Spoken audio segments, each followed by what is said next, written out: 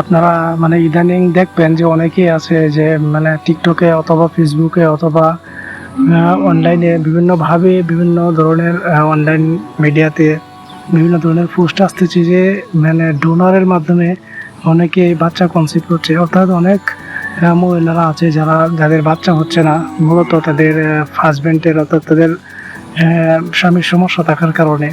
এরকম অনেকেই আছে, এখন তারা ডোনারের মাধ্যমে বিভিন্ন, যেহেতু আধুনিক প্রযুক্তি বিভিন্ন চিকিৎসা বের হয়েছে, তারা ডোনারের মাধ্যমে বাচ্চা কনসিভ করছে। এটা হচ্ছে মূলত অন্য পুরুষের শুক্রাণু চিকিৎসা বিজ্ঞানের মাধ্যমে আর কি তারা বিভিন্নভাবে যেটা সেট আপ করে এবং এভাবে তারা বাচ্চা কনসিভ করে। আর এটা মূলত ইসলামে জায়েজ নাই। অনেকে আমি দেখতেছি যে অনলাইনে তারা প্রেগন্যান্ট হচ্ছে অথবা অনেকে বাচ্চা হচ্ছে এবং তারা মানে শুকরিয়া করে বলতেছে যে আলহামদুলিল্লাহ।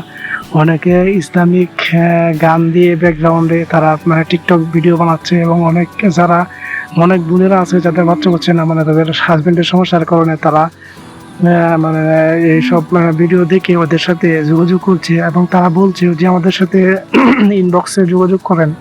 মূলত এই ইমান বিধ্বংসী এবং এই হারাম কাজ, এটা থেকে এখনই আমাদের মুসলিম বোনদেরকে বিরত রাখতে হবে এবং তাদেরকে সচেতন করতে হবে। প্রয়োজনে আপনি আপনার হাজবেন্ডকে মানে তালাক দেন, যদি আপনি প্রয়োজন বোধ করেন পারিবারিকভাবে অন্য আরেকটা বিয়ে, অন্য জায়গায় বিয়ে বসান যাতে আপনার বাচ্চা হয়, যদি আপনার হাজবেন্ডের সমস্যা থাকে, অথবা একটা মানে কারো আত্মীয় থেকে বাচ্চা এনে আপনারা পালন করেন। কিন্তু এইভাবে বাচ্চা কনসিভ করে নিঃসন্দেহে আপনারা একটা হারাম কাজ করবেন এবং এটা নিঃসন্দেহে আপনাদের বাচ্চা হবে না।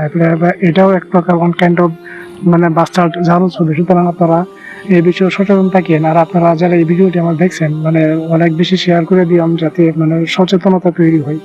ওকে, আসসালামু আলাইকুম।